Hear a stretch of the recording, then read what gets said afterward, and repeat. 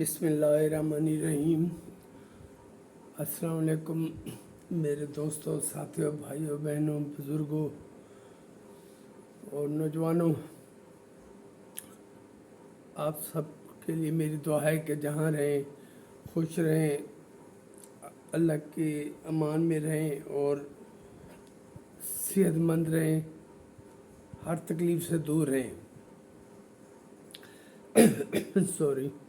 ये मैंने पहले एक मैसेज किया था कि मैं 4 दिन से वीडियो नहीं कर रहा, तो मेरी तबीयत ख़राब थी जिसके अभी इफ़ेक्ट्स बाकी हैं। हो सकता है मैं ऊंचा बोल रहा हूँ और इसमें मुझे खांसी भी आती रहे, तो काइंडली मेरी बात गौर से सुनिएगा। एक तो मेरी अपील के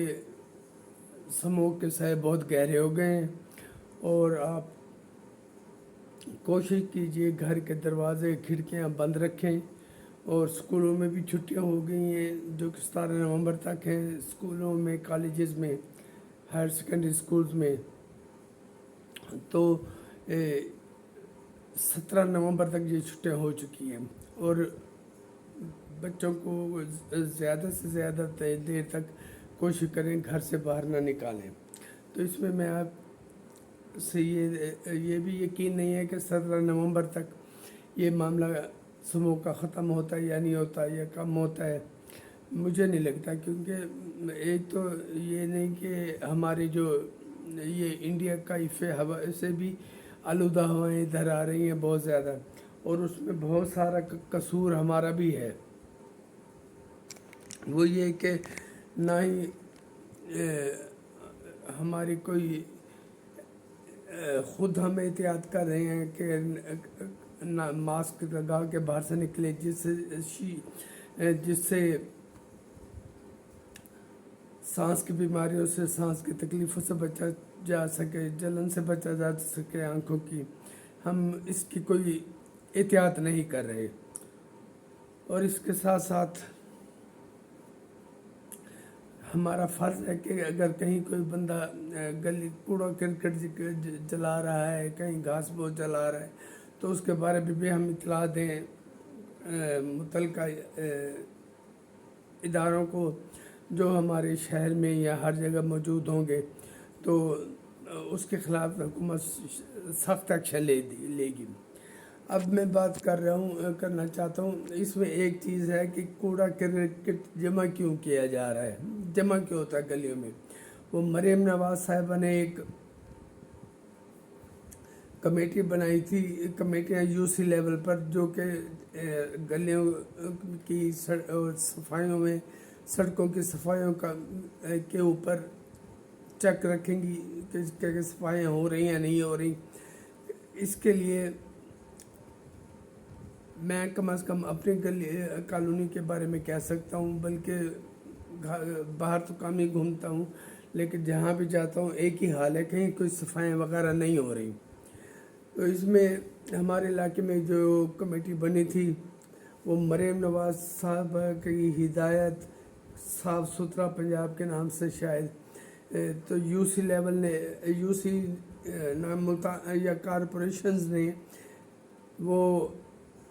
5-5, 6 शायद नाम मांगे थे, जो इन कॉरपोरेशन के बंदों को पर चेक रखेंगे कि क्या वो सफाइयाँ बाकायदगी से कर रहे हैं या नहीं कर रहे। तो मैं कम से कम अपनी कॉलोनी के हद तक कह रहा हूँ कि इसमें कभी कोई सफाई नहीं की गई। हालांकि उसमें उस कॉलोनी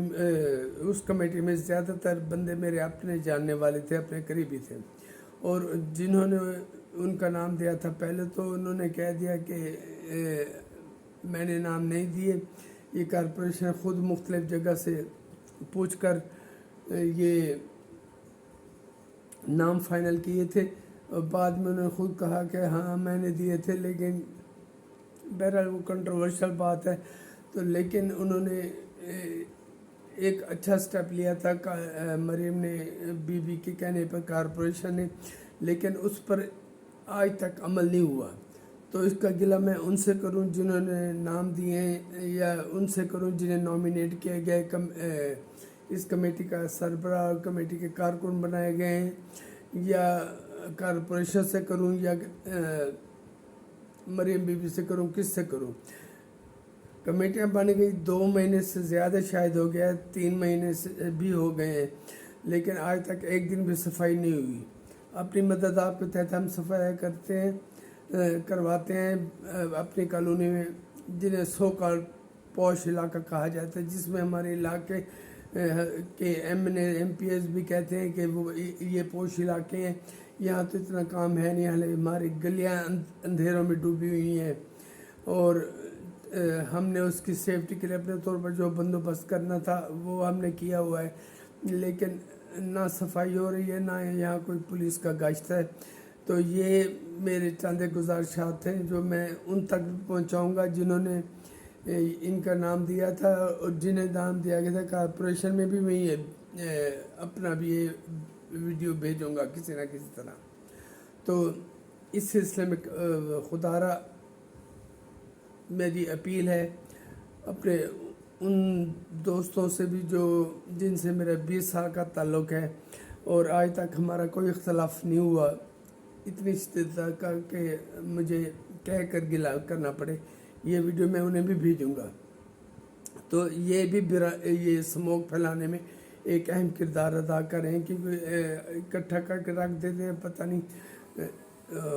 کب باہر نکلتے ہیں کب نہیں نکلتے۔ تو